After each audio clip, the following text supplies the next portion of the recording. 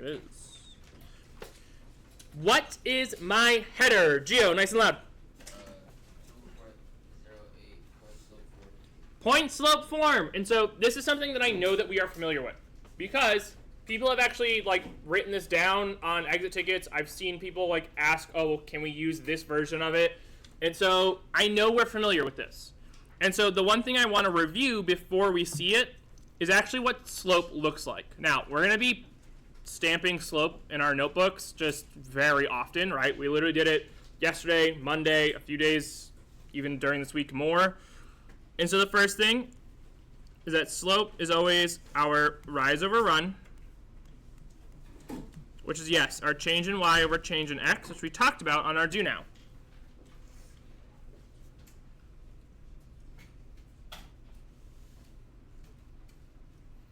The other way that we've seen this written, that we practiced a lot with yesterday, y2 minus y1 over x2 minus x1. Again, saw this even on the do now.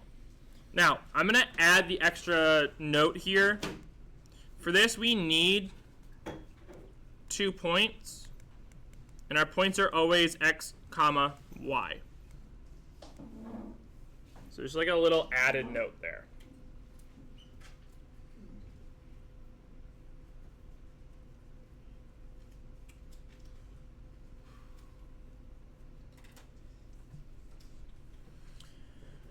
So we know that slope is change in y over change in x, which we algebraically call y2 minus y1 over x2 minus x1. Now, point slope form comes from us manipulating slope. I'm going to be honest. I'm not super worried about us seeing exactly how we get there because I want us to be able to really, really understand the parts of this and how we use it. And so we're going to do slope-intercept form first. Raise your hand. What is slope-intercept form? What is the general version? Jose? Y equals mx plus b. For so long, this has been our best friend. This equation is great. It also looks simple. It's just y equals mx plus b. Very straightforward. Now, I'm going to push our understanding of this a little bit. This is not a trick question. Please think literally. What is one thing we need to know for slope-intercept form to write the equation? Eden. M. So we need to know slope. What is the second thing we need to know for slope-intercept form to create this equation? Gio. The y-intercept, right? The name of this is not an accident. It is literally slope with intercept form. That is where we are getting the pieces of this. And so if I look at point slope form, what's the first thing I need? I need a point. Now, the reason that point slope form is actually more versatile is because I no longer need just the y-intercept. It's any coordinate point at all that is on that line.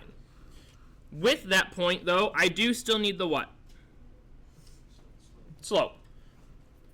And so, again, I think that we are slightly familiar with this, but the way that this looks, we are going to have y minus y1 is equal to m times x minus x1.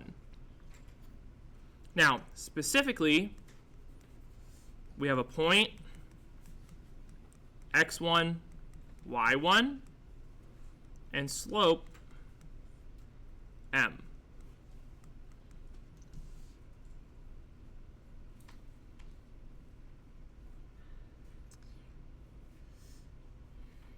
As we practice this, we're going to see that oftentimes point slope form is actually a little bit faster than slope intercept. It's frankly just like not as neatly written or as neat to say, right? Y equals mx plus b, really fast, really simple. As opposed to y minus y1 is equal to m times x minus x1. However, point slope form is really going to be our friend as we move forward. And so we're going to see an example of this right away. Example 1 tells us line m has a slope of 1/2. Okay, 1/2. And so m is equal to 1 over 2. And we pass to the point 4, negative 5. Write the equation. I am going to make an identical annotation that we have already been doing for slope. Under 4, negative 5, this is x1, and that's y1. There's x1, there's y1. And so, because my general form is y minus y1 is equal to m times x minus x1, this is just like when we were working with other lines or even working with slope. This is now just a substitution game. And so I have y minus y1. Raise your hand. What number is y1? Kyrell. Negative 5. And so I'm going to have y minus negative 5 is equal to, well, what should I write first, Malik? 1/2 times x minus, okay, well, last piece, x1. What is x1, Janai? Janai, what is x1? 4.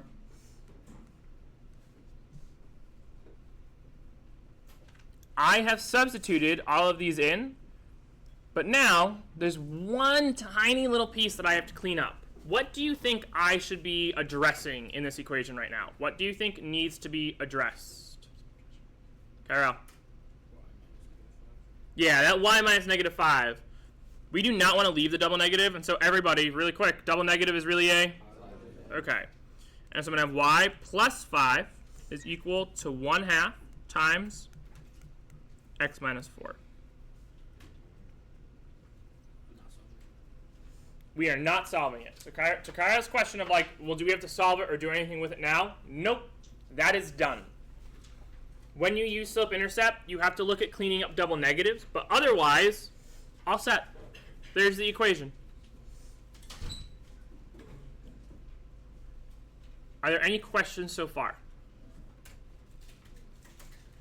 Flip your notes. We're going to go through all these examples.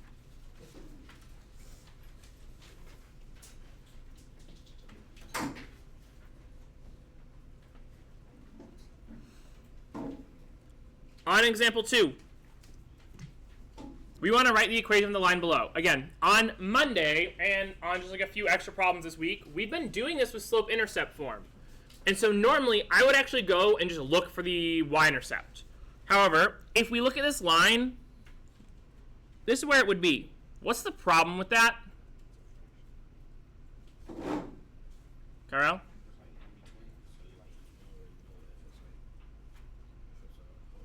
Yeah, it's in between. It's not going to be a whole number. I can't just like instantly tell you what the exact decimal of that is.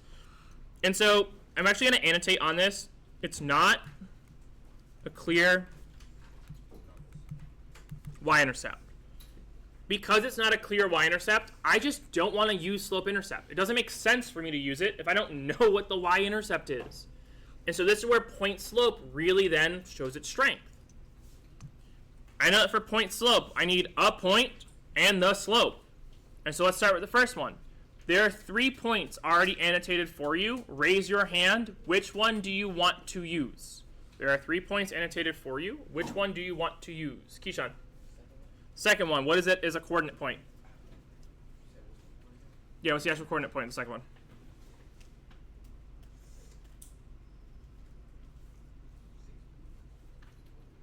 Wait, say it again. You just gotta be louder.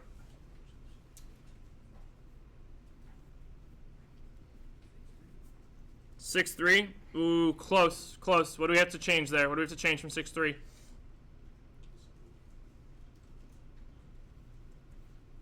Uh-oh. The point I've marked in blue, the middle point that is annotated for you, it is not quite 6-3. It is what, Janaya? 3, 6. And just be really careful. 3, 6. Just make sure we're putting that x value first. That's all. You had the right numbers. You just swapped the order. All right. I have my point.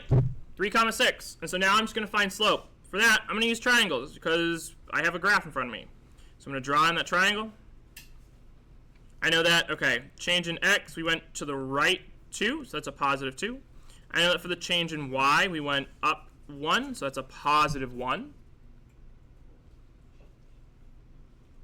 And so, okay, slope is 1/2, and I have a coordinate point 3, 6. Again, I'm going to make the same annotation that I did on example 1 and that we've seen in slope. That's x1, that's y1. And so now when I go to write this, I'm going to have y minus what number? Keyshawn, 6 is equal to what? Janai? 1/2 times x minus what number, Gio? 3. There it is. And so again, right, I'm going to actually echo Kyrell's question again. Do we have to solve this? No. This is it. This is fully done. This is our ending equation.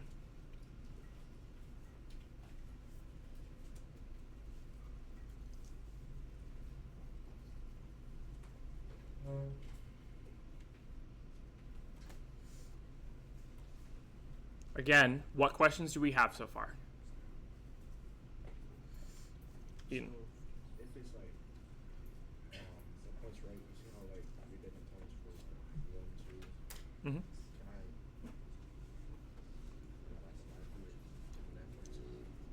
So are you asking could we have used a different point, or how did we get to 3, 6? No. Can we use a different point too? 100%. So Eden asked, could we have used a different point, right? Because Keyshawn had named like, hey, let's use that second point. You could have used this point, which is 1, 5. And you could have used, here, I'm actually going to make these different colors so this is easier to see. You could have used 1, 5. And you could have used 5, 7. Now, if you had used either of the other points, it doesn't really change, right? We're still working with an x value, like an x1, a y1. Your equation is going to look slightly different, but it is actually all the same line. And so other options we could have had for an equation, y minus 5 is equal to 1/2 times x minus 1 if we had used the first point, or y minus 7 is equal to 1/2 times x minus 5 if we had used the third point. And so this is where we get into truly the versatility of point slope. I am no longer locked in to one point only on a line, which is awesome because if we think about it, there's an infinite amount of points on a line, and saying actually you can only use one to create your equation, again, is very limiting. It's very restrictive. Point slope says, yeah, use any of the other infinite number of points you have, create the equation. And so any of these would be considered correct answers based off of the point that we wanted to use. Good question. Are there any others? Okay, then we're going to jump to example 3. We're going to go through graphing and just close out our notes. So, on example 3, this is going to feel incredibly similar to what we did when we were graphing slope-intercept. And so I still need a coordinate point. It's just not going to be my y-intercept. And I'm going to rewrite slope with our arrows, like we did on the Do Now, and like we did all day Monday. So, first, let's actually just start with slope. It's the easiest one to see. Slope is 3 over 4, because again, that's right there. And so actually I'm gonna annotate this in. Y minus y1 equal to m times x minus x1. All right, we're gonna pick apart these pieces pretty clearly. Slope right now, 3 over 4. The 3 is what direction? Just say it. Down. 3. What? Hang on. So, hang on. 3, up or down? Up, up. Why is it, so here, let's pause. Why is it up and not down? Raise your hand. Why is it up and not down? Lewis. Lewis, say it again louder. It's positive. Okay. And then 4, which direction? To the right. All right, so there's slope taken care of. Now, I need to find my coordinate point. Okay, well, I know that I have minus y1, and then down here I have minus 3. The negative is built into this equation. And so when I see a negative sign, my y value is actually going to be what?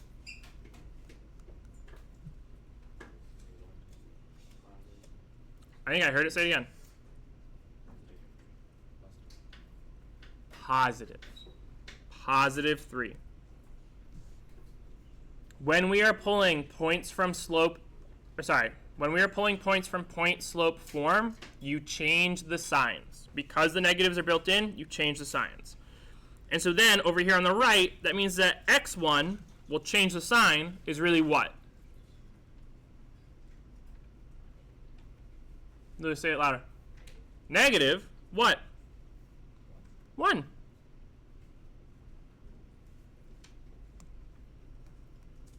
And so we always take the opposite sign. And so I have my slope, and now I actually have my coordinate point.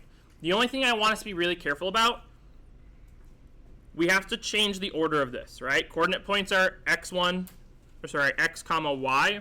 And so for us, this is -1 comma 3.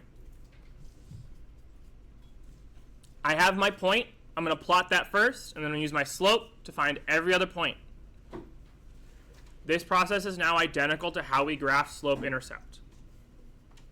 And so -1, 3 is going to be right here. I'm going to go up 3, 1, 2, 3, to the right 4, 1, 2, 3, 4. There's my next point. I'm going to do that again. Up 3, 1, 2, 3, to the right 4, 1, 2, 3, 4. There it is. I've got my 3 points. Draw in your line.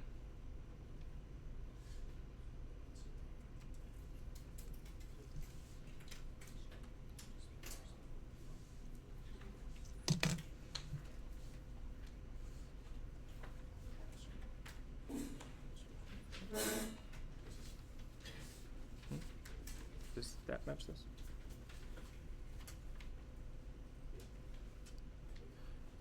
As people still drawing our line, that's totally fine. As we're sort of getting this line into our notes, again, I want to ask, what questions do we have?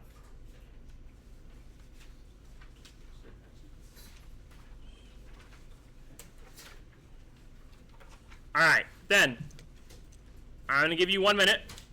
You need to glue